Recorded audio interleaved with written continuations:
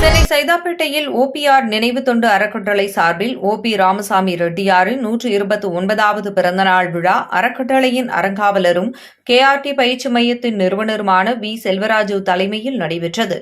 சிறப்பு விருந்தினராக கூட்டுறவுத்துறை கூடுதல் பதிவாளர் விஜயதாரணி ஐஏஎஸ் கலந்து கொண்டு ஓபிஆர் திருவுருவப் படத்திற்கு மலர்தூவி மரியாதை செலுத்தினார்.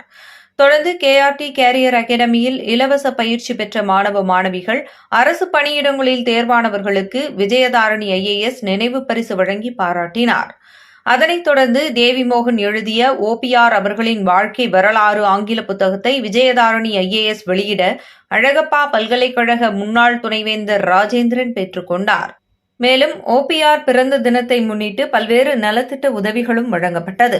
இந்த நிகழ்ச்சியில் ஓபிஆர் நினைவு தொண்டு அறக்கட்டளையின் தலைவர் தமிழரசன், அறங்காவலர்கள் தேவி மோகன், ரமேஷ், ஜெயக்குமார் உள்ளிட்ட பலர் கலந்து கொண்டனர்.